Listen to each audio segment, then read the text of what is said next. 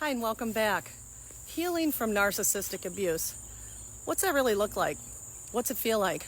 And if you're new here, my name's Heather. I'm a neurolinguistics practitioner specializing in toxic and abusive relationship recovery with a special focus on narcissism.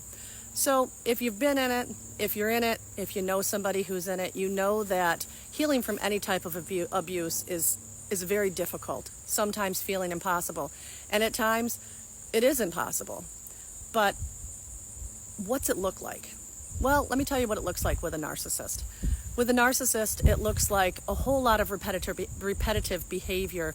It looks like a whole lot of repetitive actions. It looks like a whole lot of destruction, a lot of lies, a lot of infidelity, a lot of manipulation, a lot of gaslighting, a whole lot of making you feel like you're crazy. But let me reassure you, you're not. One of the hardest things for me to do in my healing with Narcy, my narcissist, was to maintain my composure as well as I could. And at times that was difficult because narcissists, they like to push you, right?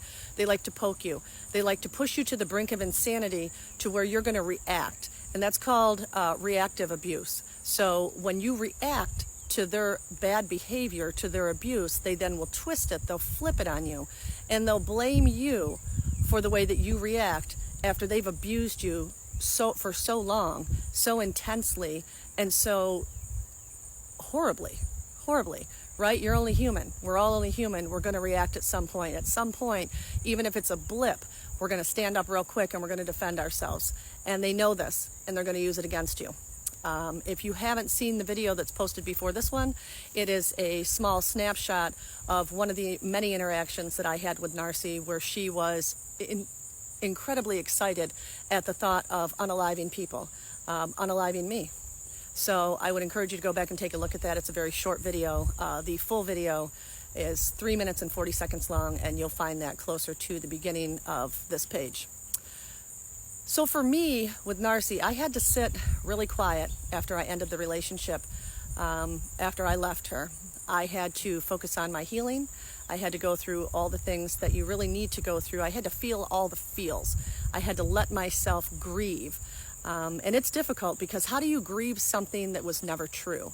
How do you grieve almost 20 years of lies?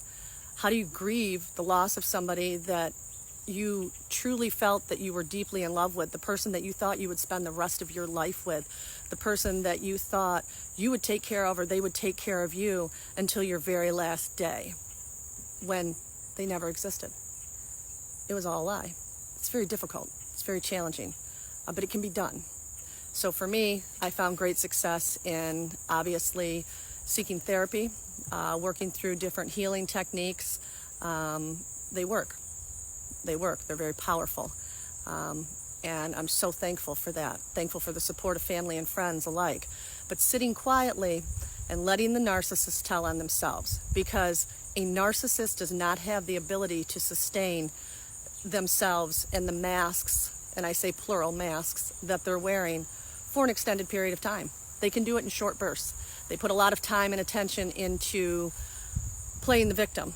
They put a lot of time into intention into smear campaigns of you. And if they can't reach you, just know that they are going to try to reach out and smear friends, maybe your friends, maybe people that used to be mutual friends of both yours and your narcissist, people that they perceive as possibly believing some of the bullshit that falls out of their dirty mouth. They may even try to do that. And they feed off of it. They love it. But then comes the narcissistic spiral.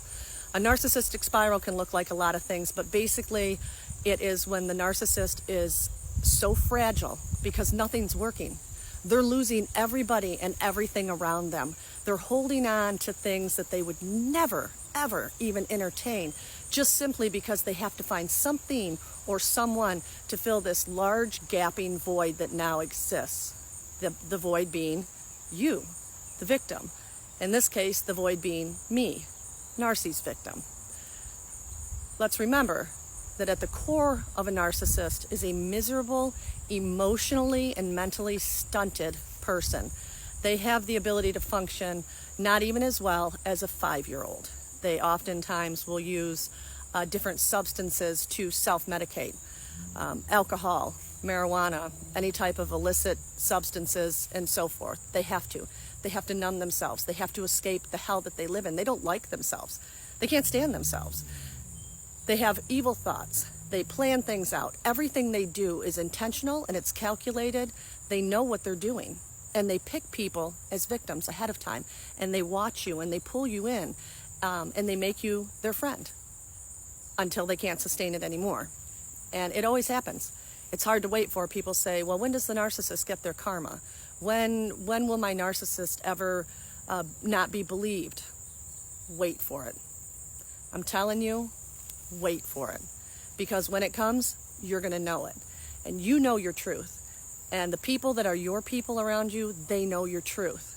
They believe you. That's all you need. The rest of it is just extra.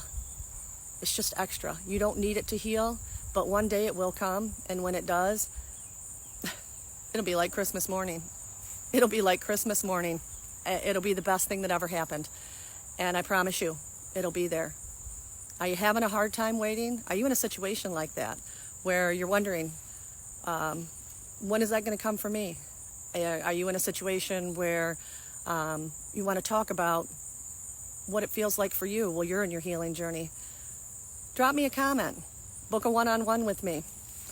Had a lot of success with my clients, and I'll tell you what, I wish somebody was around when I was going through the deepest part of what I was going through that knew about narcissistic abuse and knew how to navigate it and had the tools and techniques that they could use to teach others and help others heal. Just one person benefits. It makes everything worthwhile. And I'm here for you. If you like this content and want more content like it, hit the follow button. Come on along. There's so much more. This is the journey that never ends.